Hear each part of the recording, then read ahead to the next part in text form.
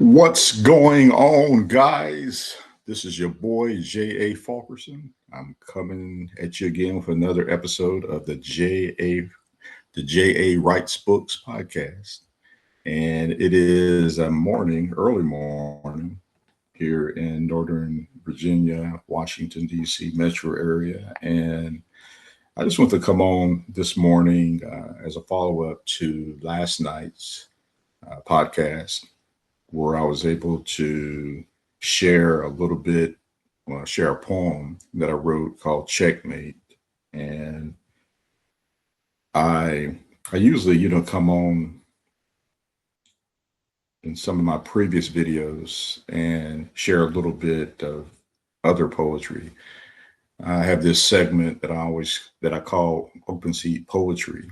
And open seat poetry is my opportunity or an opportunity that I use to share poetry,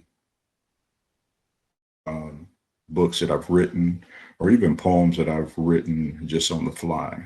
I mean, sometimes I find myself maybe sitting at work on my primary job, or sitting in the bookstore, or a library, or wherever I find myself. Maybe in Starbucks, getting a coffee, and I'll get my cell phone out. I always have my cell phone on me. I'll get my cell phone out and I'll just plug away, just on my cell phone.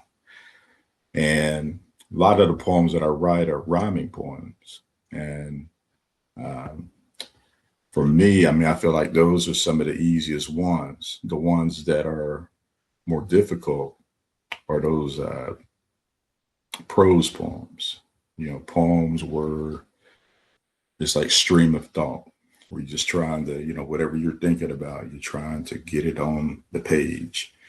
And, but I like both forms because they allow me to fully express myself. And that's what's important. But again, I'm your host, J.A. Faulkerson, I'm the host of the J.A. Writes Books podcast. And like I said last night, I was going to be on a schedule as it relates to putting out new episodes, but I'm someone who has this need to express himself. And mainly, I want to express myself and share with you stuff that I've written or I'm in the process of writing. And that includes, just books.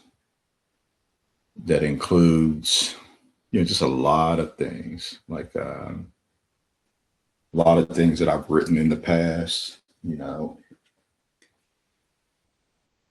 that include just books like March of the Compassionate Neighbor, which I read to you last night. I didn't read all of it, but I did read a poem last night called Checkmate.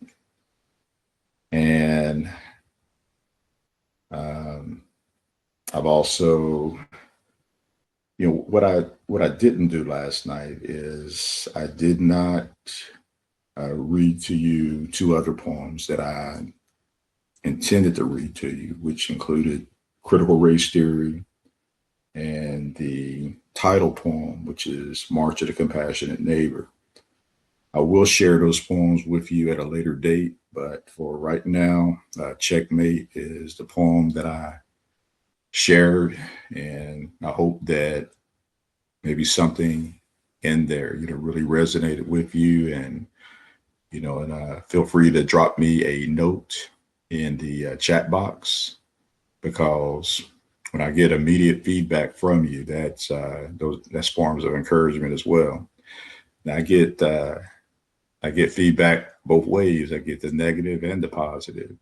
And, I take both, or I consider both, as valuable, to me, just because it tells me where I'm at any particular time.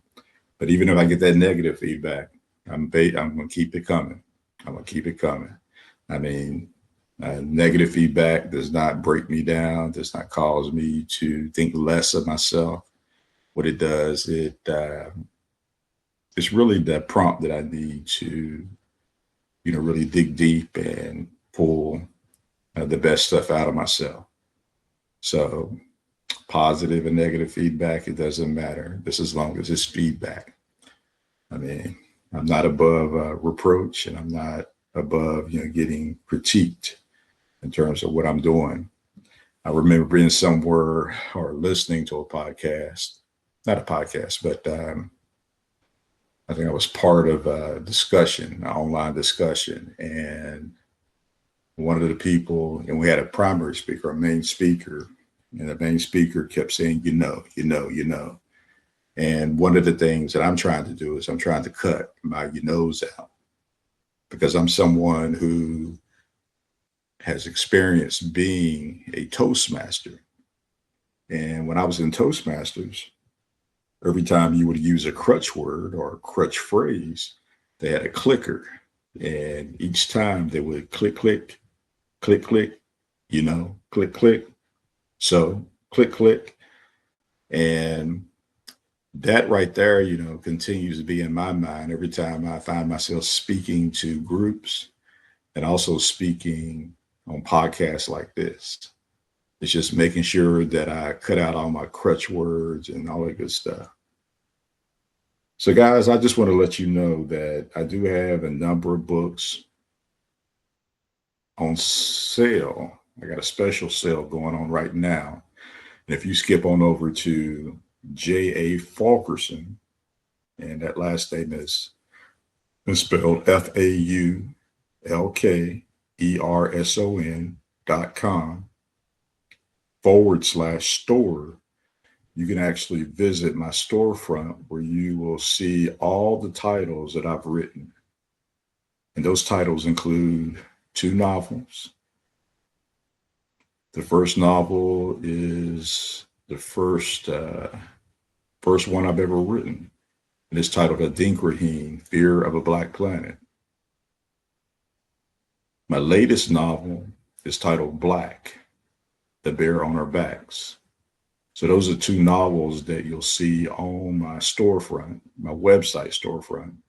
And there's 2 ways to purchase any of my titles. You can either purchase them through Amazon.com, or you can purchase them through Ingram Spark. So you have 2 options, purchase options. So I encourage you guys to, if you want to support my efforts, that's the best way to support me. But again, we have a Amazon countdown deal on all ebooks. I wish I could, have a countdown deal on my paperbacks and hardbacks, but for right now, it's just the ebooks.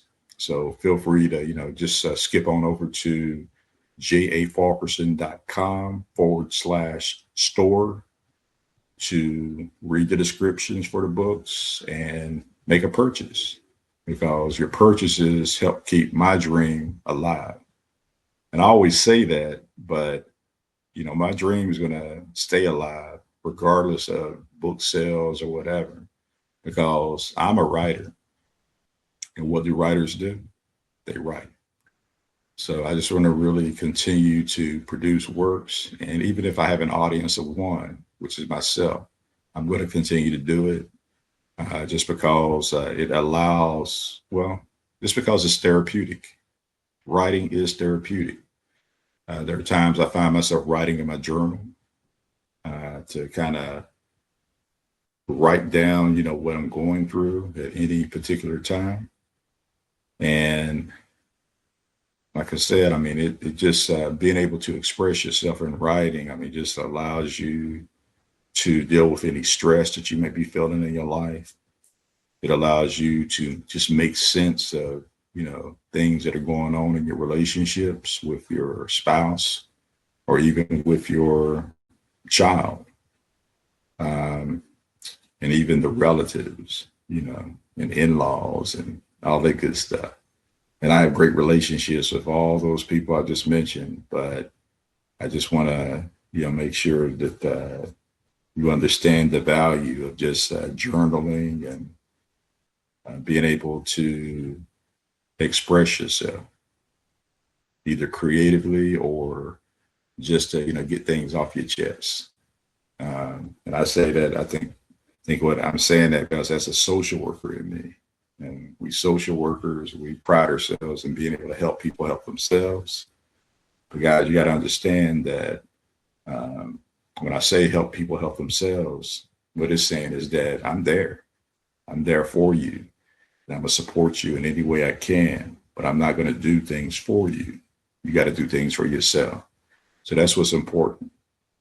But these episodes that I put together, and today this is an episode that I'm titling Open Seat Poetry. And, but with these J.A. Writes Book podcast episodes, what I'm striving to do is just share excerpts from my writing, discuss themes that you may hear in my writing, and then share lessons learned about the writing process in general. And at some point, I'm wanting to invite other writers onto my podcast for interviews, conversations about the process that they go through to put content on the page, the stage, and the screen. We all know that what is put on the page is what drives what's put on the stage and also the screen. So it's kind of like an evolution of things because words are what drive people to, but words that tell stories are what entertain, educate, and enlighten. And that's really what my goal is. My goal is to do all three. And I think I'm doing a pretty good job. But like I said, I mean, I'm searching for an audience. I'm searching for fans. And I see that I have 47 subscribers on for this podcast right now. And my list just keeps growing. So I'm just very happy about that. I appreciate the people who are sticking around to hear from me. And because it's encouraging. I mean, because, I'm going to, after this podcast, I'm going to go to my computer, my desktop computer, and I'm going to crank out, spend about an hour, and just crank out because I'm working on a novel right now. And I try to do 12 pages a day. And that right there, is it's a process because it's like there was a writer that said, or an OG in the writing community, probably not even with us, one of our writing ancestors said you have to cut a vein. Writing's like cutting a vein and just letting the blood just pour out.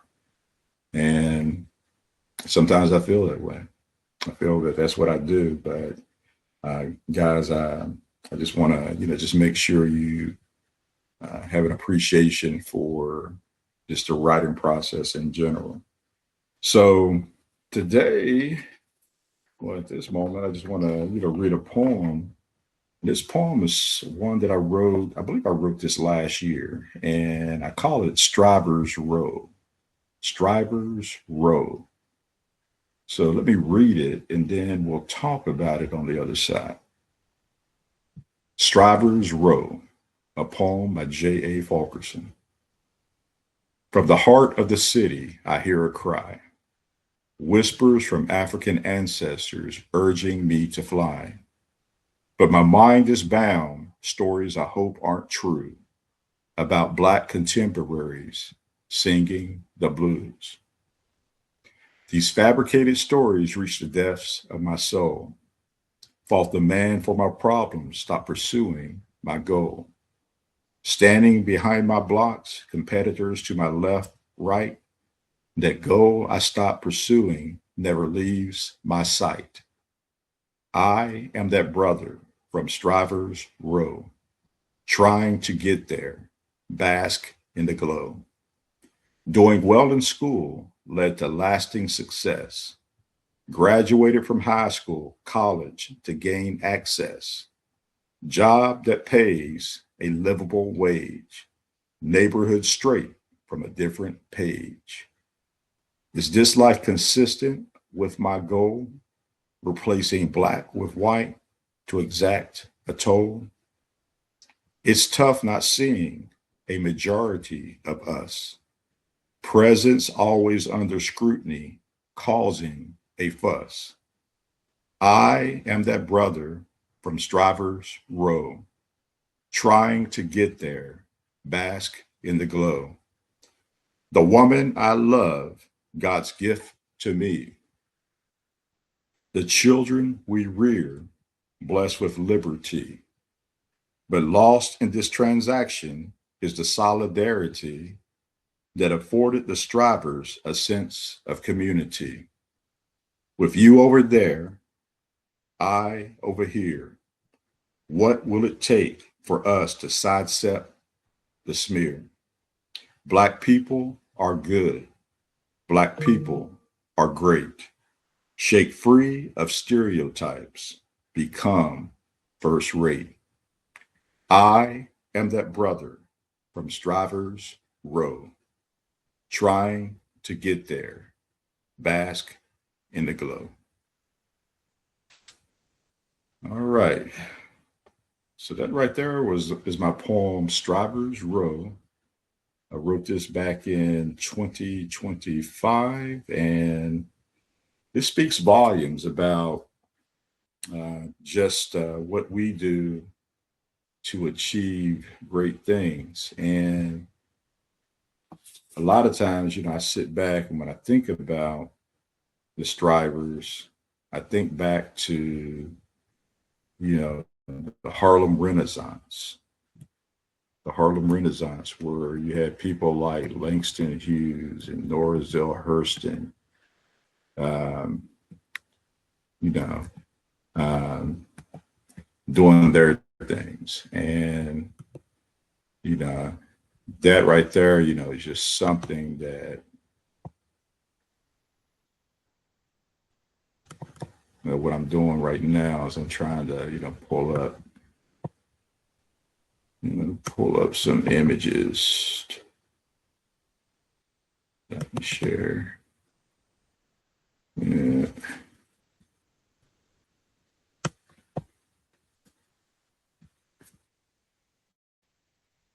Yeah.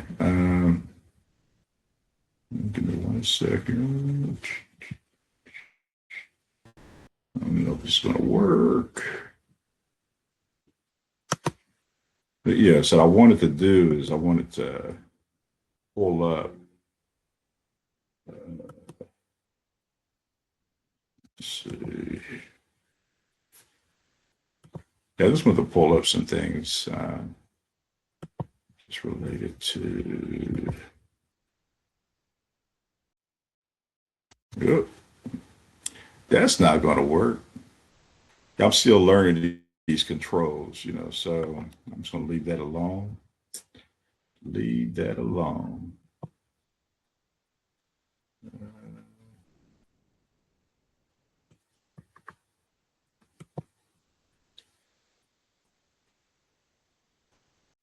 But yeah, so I really just wanted to, as I wrote this poem, I was thinking about Harlem, that period called the Harlem Renaissance, where a lot of Black creatives were doing a lot of great things to, create art. And it wasn't just writing; it was more like you had artists, illustrators, people who were, just doing things creatively, and also with music, because you had something called the Cotton Club, where all the Black entertainers, would come and entertain the people that lived there. And you think back to that period, and it was a period of just great progress. And it was also a period where uh, people that looked like me, I mean, really understood what was at stake.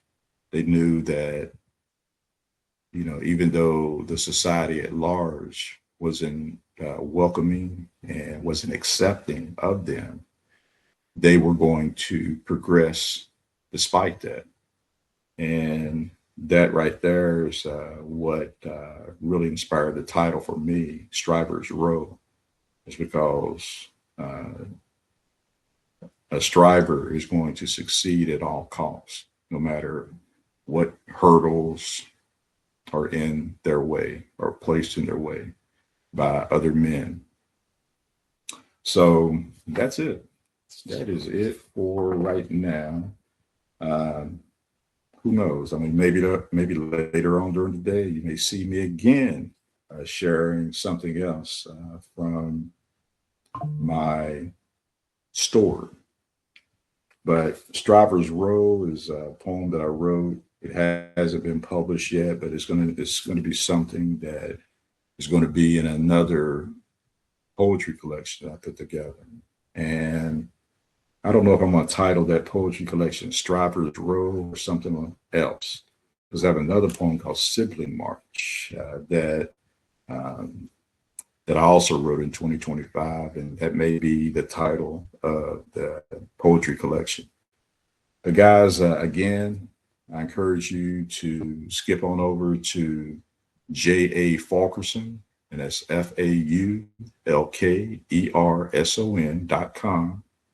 FAULKERSON.com/store to read descriptions for all my books on my storefront.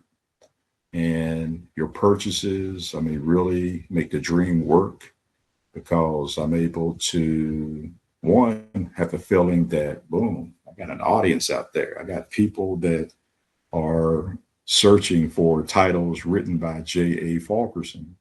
And that right there is encouraging. And when I have special deals like I have going on right now, where you can actually purchase my content for 99 cents, and this is ebook content, not the paperback or the hardback, but you can purchase those things for 99 cents right now. Now the price may have went up because we began this countdown deal last week. So I know it goes up in increments. So what we want to do, I mean, what I encourage you to do is just skip on over there as soon as you can and snatch those bad boys up. But I'm out of here, and I appreciate you guys, listening, and appreciate your ongoing support.